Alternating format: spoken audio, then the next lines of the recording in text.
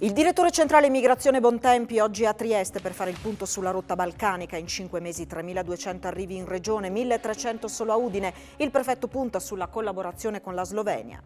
Un cittadino su 4 ha completato il ciclo vaccinale in regione, 1 su 2 ha ricevuto la prima dose ed ora è il turno dei maturandi, aperte le agende per gli studenti che si apprestano ad affrontare l'esame.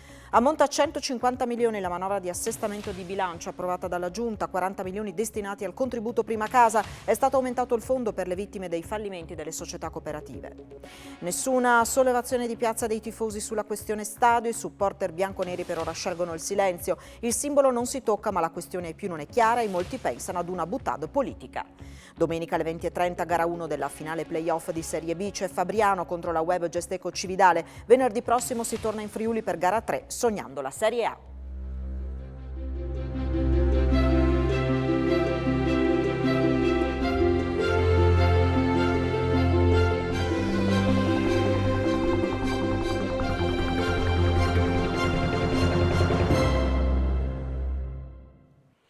A tutti voi buonasera, ben trovati a questa edizione del telegiornale di Telefriuli. Nelle ultime settimane sono aumentate le segnalazioni di migranti viste lungo le strade del Friuli in arrivo dalla rotta balcanica e più volte si era detto che con l'arrivo della bella stagione il flusso sarebbe ulteriormente aumentato. La questione è stata oggi al centro di un incontro a Trieste che ha visto per protagonista il prefetto Bontempi, direttore centrale immigrazione, che ha parlato e ha dato alcuni dati relativi agli arrivi in Friuli Venezia Giulia, 3.200 in tutta la regione dal 1° gennaio, 1.300 solo a Udine ed è qui che si gioca la partita più difficile. Bontempi punta alla collaborazione con la Slovenia per il controllo dei confini.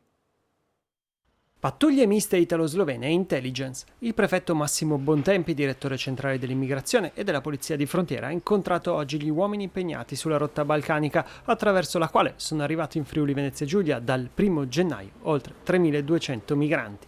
La sfida principale resta quella del comprendere le nuove rotte che, per aggirare la norma sui respingimenti, vedono i trafficanti di uomini lasciare i migranti in Friuli, dove, sempre dal 1° gennaio, ne sono stati intercettati 1.300. Ci sono 2 direttrici fondamentalmente, una che riguarda la parte verso Trieste e verso Gorizia e l'altra parte che riguarda più la provincia di Udine, che non essendo a ridosso della fascia confinaria ha delle peculiarità, ha delle caratteristiche diverse da quelle di Trieste e Gorizia. Allora noi dobbiamo cercare di incidere e lì ci sono arrivi massicci, arrivi massivi di decine e decine di persone contemporaneamente. Noi dobbiamo cercare di adattare le nostre tecniche che non possono essere a Udine e provincia uguali a quelle che noi adottiamo a Trieste o sull'immediata fascia confinaria. Io ho parlato con i colleghi delle Polizia di Frontiera, degli uffici immigrazione e anche con il concorso delle squadre mobili di Trieste, Udine e Gorizia, proprio per cercare di mettere a sistema uno scambio informativo fra noi, che già esiste ma deve essere perfezionato, per poi poterlo a nostra volta fare con i colleghi sloveni. Bontempi ha evidenziato inoltre che la pratica degli accompagni in Slovenia è perfettamente legale. La sentenza, ribaltata dopo la condanna in primo grado, restituisce dignità alla polizia e conferma che il cittadino che aveva sporto le denunce si era inventato tutto.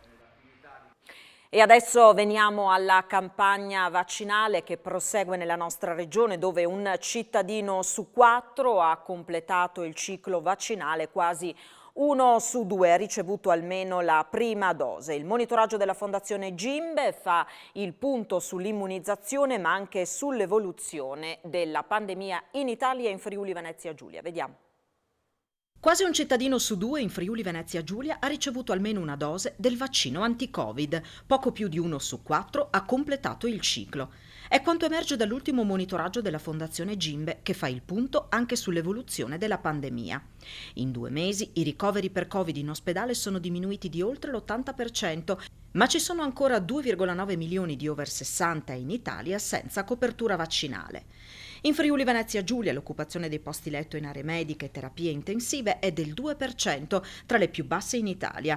Continua il trend di diminuzione dei nuovi contagi, meno 6,3 nella settimana dal 2 all'8 giugno rispetto alla precedente. A livello nazionale i decessi sono calati del 35%, i ricoveri in terapia intensiva del 30%, quelli in altri reparti del 24%. I nuovi casi sono diminuiti del 19%. Da 12 settimane consecutive, dichiara Nino Cartabellotta, presidente della Fondazione Gimbe, il trend dei nuovi casi si conferma in discesa sia per la ridotta circolazione del virus, sia per la costante diminuzione dell'attività di testing. In Friuli Venezia Giulia, tra il 12 maggio e l'8 giugno, sono state sottoposte a tampone quotidianamente 146 persone ogni 100.000 abitanti, rispetto alla media italiana di 150.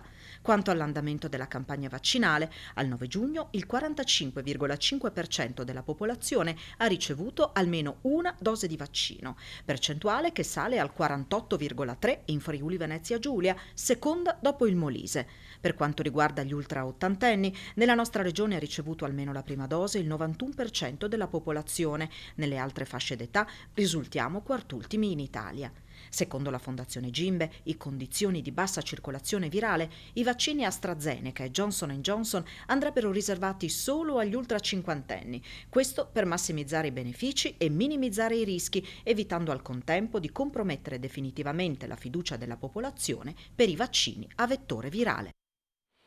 E veniamo al bollettino di oggi del Covid, 42 le persone risultate positive a fronte complessivamente di 5.583 test effettuati. Oggi si rileva anche un decesso, i ricoveri nelle terapie intensive rimangono 3, mentre quelli negli altri reparti scendono a 21. E sempre a proposito di campagna vaccinale, in giornata sono state aperte le agende per somministrare quanto prima i vaccini agli studenti delle scuole superiori che si apprestano ad affrontare l'esame di maturità. Oggi l'azienda sanitaria universitaria del Friuli Centrale ha messo a disposizione 100 posti al centro vaccinale allestito all'Ente Fiera di Udine. Altre 100 dosi saranno somministrate domani nell'hub predisposto nel centro Le Manifatture di Gemona.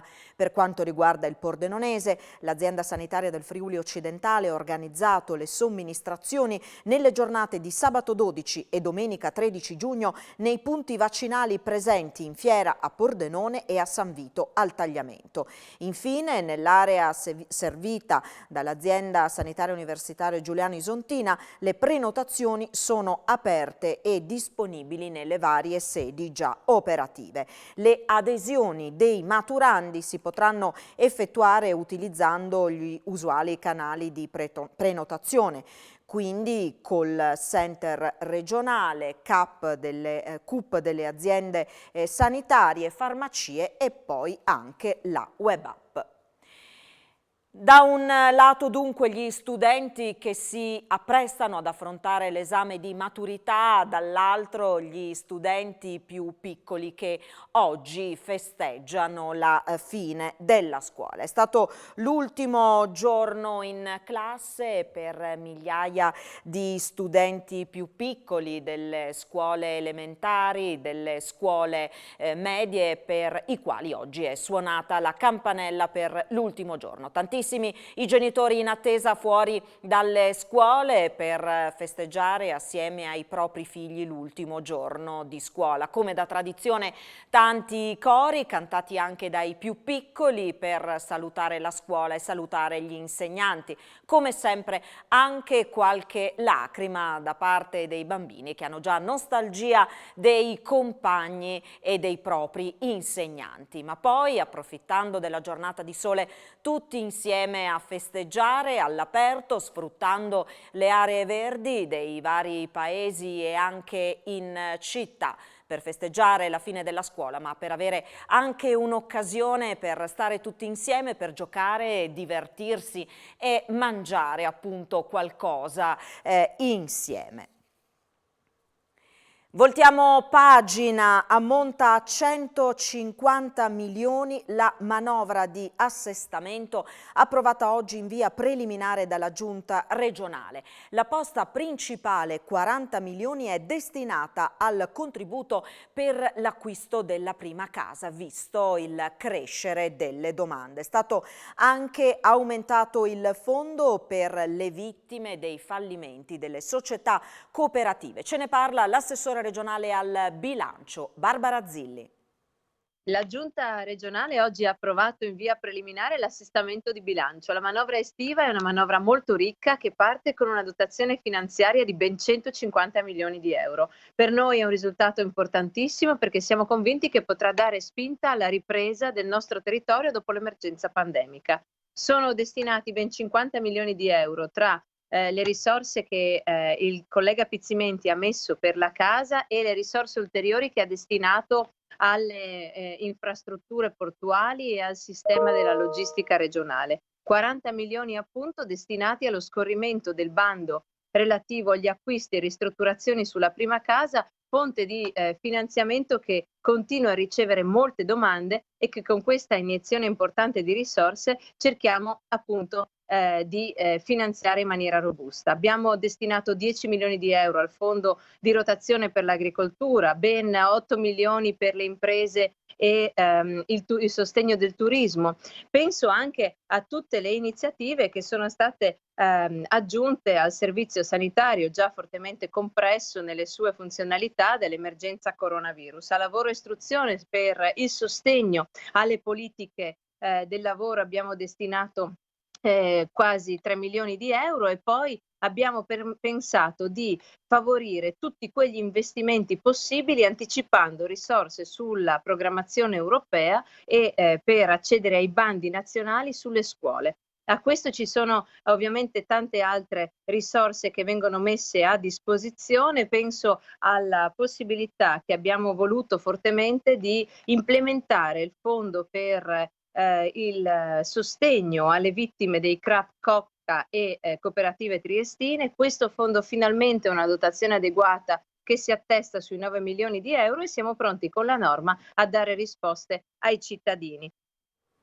E poi c'è il tema degli appalti. Il superamento del massimo ribasso è già realtà in Friuli Venezia Giulia. La Regione ha sottoscritto un protocollo con sindacati, parti datoriali e ANCI per gli appalti, grazie al quale le procedure saranno più rapide, consentendo una migliore gestione delle risorse del PNRR. Velocizzare le procedure e superare il massimo ribasso per rendere più rapida la gestione delle risorse in arrivo con il Piano Nazionale di Resistenza e Resilienza. La Regione Friuli Venezia Giulia, con gli assessori Alessia Rosolén, Sebastiano Callari e Pierpaolo Roberti, ha sottoscritto con tutti i sindacati, le parti datoriali e ANCI un nuovo protocollo per migliorare le procedure per gli appalti, un percorso avviato da una proposta della CGIL. La garanzia che tutti i soggetti si impegnano perché vinca il rapporto tra la qualità e il prezzo e non il massimo ribasso, un accordo importante anche alla luce della velocizzazione che tutta la normativa deve avere alla luce degli impianti legati al PNRR. In questo senso la sfida che tutti hanno detto è quella di usare queste risorse al meglio, usarle in tempi rapidi che spesso mal si conciliano con quelli amministrativi. Questa è la vera sfida che l'Italia ha davanti sulla spesa del PNRR, il motivo per cui si discute di codice degli appalti.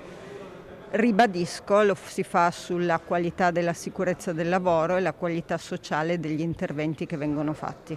L'assessore Roberti ha evidenziato come con il protocollo appalti la Regione si impegna a promuovere un lavoro di qualità che rispetta la legalità e che fa meno riferimento al mero valore economico, un ruolo di grande valenza soprattutto nel rapporto con i comuni, che sono tutti stazioni appaltanti, in particolare in questo momento storico quando ci apprestiamo a vivere la stagione del PNRR con ingenti investimenti anche sul piano territoriale. A Roma si sta discutendo molto delle modalità per evitare alcune patologie del sistema come il massimo ribasso, ha aggiunto Callari. Questa amministrazione ha già affrontato queste tematiche più volte, infatti siamo intervenuti con provvedimenti normativi per modificare alcune criticità del sistema degli appalti in Friuli Venezia Giulia.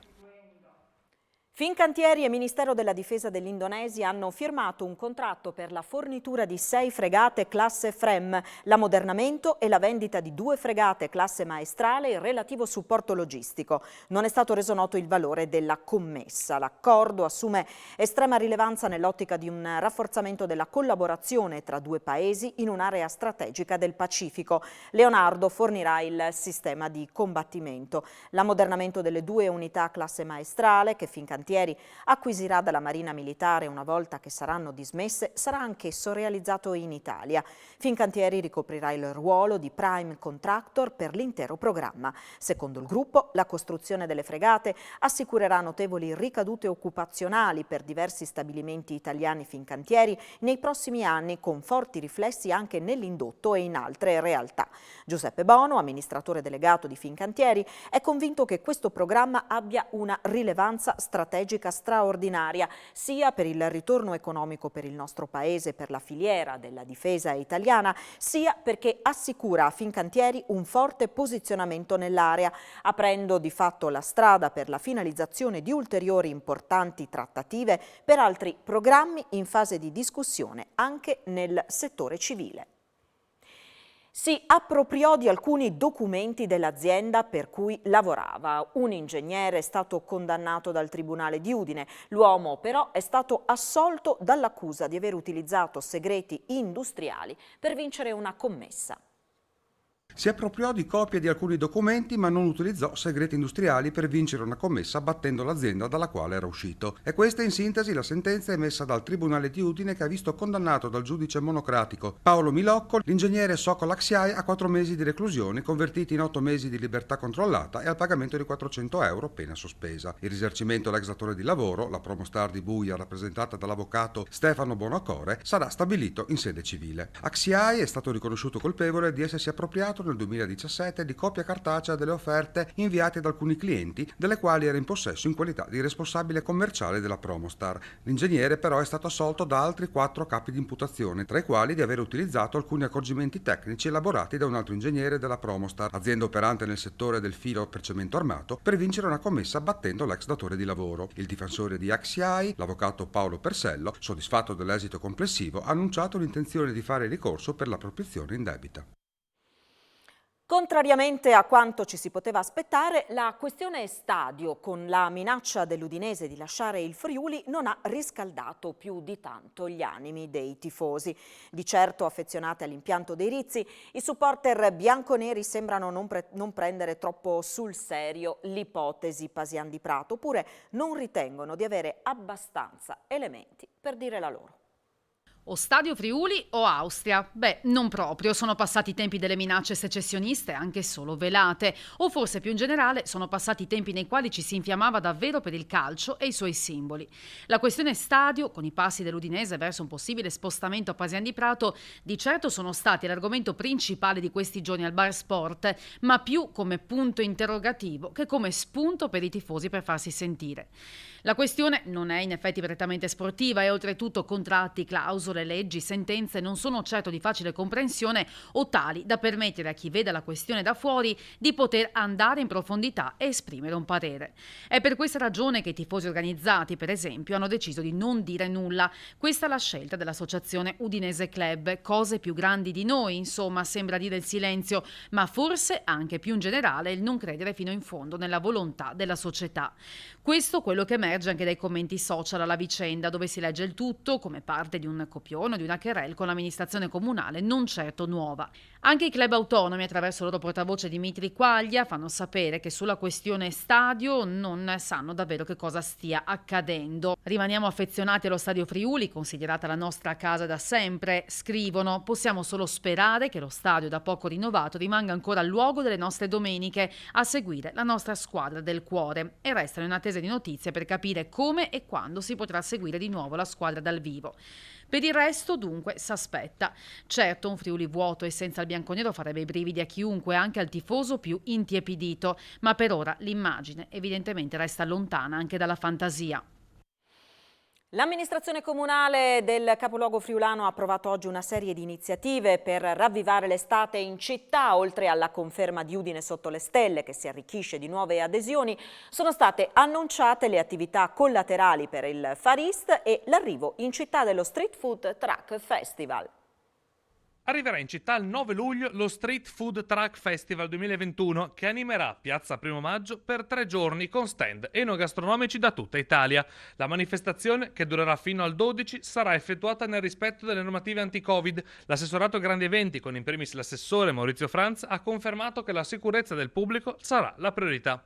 La Giunta ha anche approvato le attività collaterali del Far East Film Festival, in programma dal 24 giugno, che in Piazza San Giacomo organizzerà il Far East Market, una mostra a mercato dedicata all'Estremo Oriente, con prodotti enogastronomici e artigianali. Al centro del market ci sarà anche l'Info Point del FEF, con il calendario delle proiezioni tra Visionario e Cinema Centrale. Infine si conferma anche per quest'anno la collaborazione tra Comune di Udine e Magia delle Mani, con ben 30 espositori. Il cuore della manifestazione sarà Via Gemona, nelle serate di Udine sotto le stelle, a partire già dal 19 giugno. E a Pordenone si scaldano i motori per l'estate in città. Per il sindaco Ciriani sarà il vero momento della rinascita.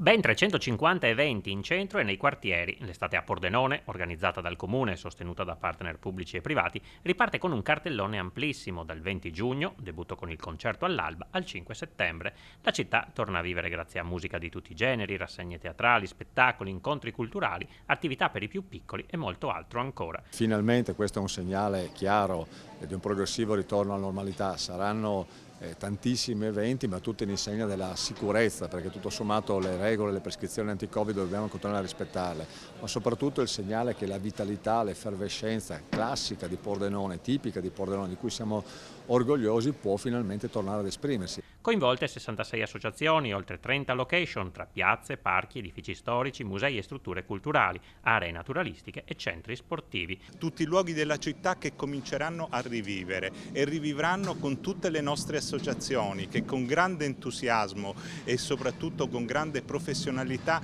sono accorse in nostro aiuto. La maggior parte degli appuntamenti è a ingresso gratuito, ma in ogni caso per partecipare a qualsiasi evento è sempre obbligatorio prenotarsi per le regole anticontagi. Atmosfera diversa in comune a San Giorgio di Nogaro. Il sindaco Roberto Mattiussi, dopo settimane di scontri politici, si è dimesso. Ora a guidare il comune sarà il vice Massimo Vocchini, che avrà il compito di evitare il commissariamento. 3 mesi di crisi chiusi da una lunga lettera e dalle dimissioni. Si è concluso così il mandato di primo cittadino di Roberto Mattiussi al vertice del municipio di San Giorgio di Nogaro, dopo che la maggioranza si è spaccata diverse settimane fa. A far scatenare il conflitto il voto sulla variante 48 al POC, il piano operativo comunale, per il cambio di destinazione di un'area lungo la strada provinciale 80, divisa tra parco commerciale e fotovoltaico. Solo l'ultimo passo di un iter già concluso, ma su cui la maggioranza in consiglio comunale si è divisa. I primi a lasciare sono stati l'ex vice sindaco Enzo Bertoldi e l'assessore al bilancio Roberta Sartori, che insieme al capogruppo della maggioranza Maurizio Pessina avevano votato contro l'indicazione della giunta. Dopo settimane di incertezze si è arrivati al ritiro delle deleghe per i 2 dissidenti, con la nomina di Martina Fasano e del nuovo vice sindaco Massimo Vocchini, a cui ora andrà il compito di guidare la giunta. Intanto il tribunale riconsegna al consiglio comunale la decisione sulla variante, che proprio ieri sera, con l'ultimo atto di Mattiussi sindaco, è stata approvata. Decisiva l'astensione di Bertoldi e Pessina, bocciato invece le 2 variazioni di bilancio che hanno chiuso l'ultimo consiglio comunale di Mattiussi. Ora a Vocchini l'arduo compito di condurre le elezioni il comune, con le urne in programma a settembre, altrimenti sarà commissariamento. La stagione turistica di Lignano Sabbiadoro si avvia sotto buoni auspici, tra prenotazioni che continuano a fioccare e la macchina organizzativa pronta a garantire servizi di sicurezza e controllo. Lignano si prepara all'avvio della nuova stagione turistica con una cerimonia che sarà trasmessa da Telefriuli in diretta da Terrazza a Mare alle 11:30 di domenica 13 giugno. Gli auspici per l'estate al mare sono buoni, a partire dall'organizzazione generale dei servizi ai controlli di sicurezza anti-Covid. Abbiamo ovviamente deciso di limitare l'accesso al pubblico e quindi l'apertura della stagione, la cerimonia che si terrà domenica sarà solo su invito, ma cercheremo di recuperare operare grazie proprio a Telefriuli, che permetterà appunto una diretta della manifestazione. Le prospettive sono veramente molto ottimistiche per condurre una stagione veramente importante sul nostro territorio. Tutte le aziende si sono immediatamente, anche sulla scorta del bagaglio di conoscenza maturato l'anno scorso, organizzate e riorganizzate per rispettare i protocolli innanzitutto igienico-sanitari della conferenza Stato-Regioni. Quindi le linee guida sono state uno strumento utilissimo per garantire il distanziamento, che è una misura che ovviamente permane tuttora, e quindi tavolini, sedie, ombrelloni, diciamo gli spazi comuni sono come faro illuminante, diciamo, legate al rispetto di questa misura. Allo stesso tempo tutti si sono dotati degli gel igienizzanti e gli alberghi anche forniscono mascherine gratuitamente alla propria clientela. Abbiamo altresì cercato di instaurare un servizio di tamponi all'interno del nostro territorio, che a breve partirà presso il punto di primo intervento, con una calmierizzazione del prezzo anche da parte dell'azienda che fornirà questo tipo di servizio. Nell'ambito di Mittelfest 2021 nasce Mittelland, il programma di eventi diffusi sul territorio di Cividale, delle valli del Natisone e del Torre. È stata presentata oggi la mappa parlante dei 20 comuni coinvolti con il programma dei prossimi mesi.